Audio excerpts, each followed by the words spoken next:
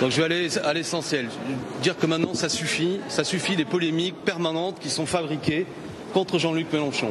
Premièrement, je rappelle qu'il s'est exprimé auprès d'une personne, ça n'est pas une déclaration, d'une conversation privée qu'il a eue avec un manifestant hier qui était choqué suite aux brutalités qu'il avait subies lors de la manifestation de samedi. Car c'est de cela dont nous parlons. Il y a dans ce pays un cas particulier qui ne s'est pas déroulé dans tous les pays où des manifestations ont eu lieu suite aux manifestations climat. Une utilisation brutale des forces de l'ordre en raison de consignes politiques. Et ce sont les consignes politiques, notamment celles du ministre de l'Intérieur, qui étaient visées par Jean-Luc Mélenchon. Si le mot barbare choque, utilisez un autre mot, brutalité, sans aucun doute. Le bilan, je vous le rappelle, vous l'avez vous-même rappelé, je l'espère, à l'occasion des différents sujets que vous avez fait là-dessus. 2500 personnes ont été blessées durant le mouvement des Gilets jaunes. Nous avons aujourd'hui une vingtaine de personnes qui ont eu des mains arrachées. 6 personnes ont eu les mains arrachées, une vingtaine ont été éborgnées, 2 morts. Et je rappelle également, il faut l'ajouter, l'utilisation des forces de l'ordre, les consignes qui ont été données, qui ont amené sans aucun doute la mort de M. Steve Canisso. Voilà la réalité. C'est de ça le sujet dont il faut parler. Est-il encore possible de manifester dans ce pays pour des causes qui sont des causes d'intérêt général, sans qu'à la fin toute une série de gens soient brutalisés et subissent une utilisation brutale, je le répète, agressive, des forces de l'ordre. C'est de cela dont parle Jean-Luc Mélenchon. Ça n'est que de cela. Alors après qu'un syndicat agressif, qui a déjà menacé des juges, rappelez-vous lors de l'affaire Steve Canisso, en disant que si un juge prononçait une moindre peine contre un policier, il encourait des menaces, appelle demain à manifester contre un siège politique. Est-ce qu'on a le droit dans ce pays de parler de cette brutalité et de ce bilan terrible? Est-ce qu'on a le droit de mettre en cause l'attitude du ministre de l'Intérieur qui couvre toutes ces brutalités et qui peut-être même sans aucun doute les encourage? Alors, à ceux qui veulent en permanence fabriquer des polémiques et montrer celui qui les dénonce, à savoir Jean-Luc Mélenchon, plutôt que de traiter du vrai sujet d'intérêt général, qui est celui, une fois de plus, de ce bilan incroyable, eh bien, je vous l'avez bien compris, assez sidéré. Voilà où on en est. Et je reviens à mon point de départ. Ça suffit aussi que des micros traînent lorsque Jean-Luc Mélenchon parle à quelqu'un qui vient lui dire qu'il a subi des brutalités lors de la manifestation de samedi et qu'il en est encore choqué. Je crois que le métier de journaliste n'est pas de voler des conversations. Jean-Luc Mélenchon fait des déclarations officielles, fait des communiqués, mais ça n'est pas de cette façon, je le répète, qu'il faut à tout moment voler sa parole, la déformer pour entreprendre et ouvrir une polémique telle qu'elle s'ouvre depuis ce matin. Voilà, chacun doit faire son travail. Nous, jusqu'au bout, à la fois, nous saurons aussi défendre les forces de l'ordre lorsque, je le répète, notamment elles subissent un management agressif et brutal. C'est un syndicat qui avait dit cela qui amène à ce qu'il y ait un taux de suicide de policiers jamais vu.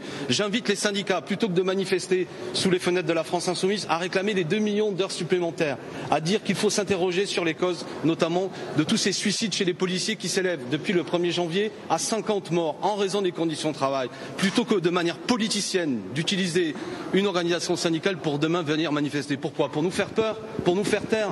Pour empêcher qu'une organisation politique puisse dire qu'il n'est pas normal que dans ce pays il y ait autant de blessés lorsque des jeunes gens se rassemblent pour exiger que nous ayons des véritables mesures écologiques?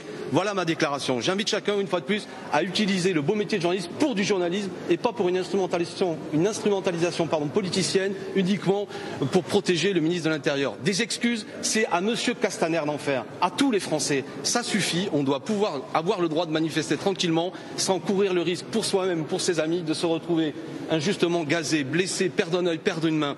Dans quel pays aujourd'hui, bon sang, dans quel pays des manifestations sociales qui réclamaient la justice et l'égalité comme celle des Gilets jaunes ont été aussi rudement réprimées? Les policiers qui exécutent ces consignes, qui utilisent abusivement les LBD, les grenades de désencerclement, font un travail qui, selon nous, sort du cadre de la légalité. Nous l'avons déjà dit. Et nous avons prévu d'ailleurs de demander une commission d'enquête concernant la manifestation de samedi pour avoir des réponses. Quelles sont les consignes qui ont été données? Pour quelles raisons il y a eu une telle attitude brutale, je le répète, des forces de l'ordre pour réprimer les manifestants? Voilà où nous en sommes et je crois avoir dit l'essentiel. Je vous remercie. C'est une expression politique pour dire le tuer politiquement, bien entendu. Écoutez, mais je répète, le travail d'un journaliste n'est pas de venir glisser son micro quand une conversation a lieu entre deux personnes. Jean-Luc Mélenchon est quelqu'un qui fait des déclarations, qui sait les faire, vous le savez très bien. Mais cette manière, là encore, assez bizarre qu'on a vu d'ailleurs lors du procès, où maintenant les enregistrements des journalistes servent à entretenir des polémiques ou même à traduire des gens dans des tribunaux. Mais c'est un autre sujet. L'essentiel est là. Le sujet de ce pays sur lequel la France Insoumise ne lâchera pas d'ailleurs. C'est Pour quelle raison nous avons un bilan aussi terrible du nombre de blessés, qui vous concerne vous d'ailleurs, les journalistes? Plus d'une centaine de journalistes ont été blessés lors de ces manifestations. Est-ce là bien normal? Donc chacun doit s'interroger, y compris les policiers. Les policiers qui, selon moi, ne sont pas finalement tout à fait heureux de se retrouver aujourd'hui à faire un travail qui n'est pas dans leur mission. Ils sont là pour garantir l'ordre et pas pour blesser des manifestants. Et pourtant le bilan en est là. Ce sont les donneurs d'ordre que nous visons. Les barbares, quelqu'un qui n'est pas civilisé, c'est précisément M. Castaner qui, depuis le début, on a l'impression qu'il ne dirige pas la police, mais qu'il est dirigé par des syndicats de police, notamment celui qui appelle à manifester demain, et qui a une attitude, lui, assez peu républicaine. J'ai vu qu'il n'y avait pas la même polémique lorsque ce syndicat, notamment sur les réseaux sociaux, menaçait des juges s'il y avait la moindre condamnation d'un policier, notamment dans l'affaire, je crois, Steve Canisso. Dans quel pays sommes-nous aujourd'hui? Il faut que la police obéisse aux responsables politiques et qu'il n'y ait pas cette impression aujourd'hui qu'on ne sait plus très bien qui donne des ordres, et en l'occurrence le donneur d'ordre, le ministre de l'Intérieur, M. Castaner, se cache tout le temps. Si je le répète, si des excuses doivent être faites, c'est à M. Castaner de le faire, notamment aux manifestants, à tous ces blessés, à leurs familles. C'est ça la réalité, que vous avez vous-même constatée.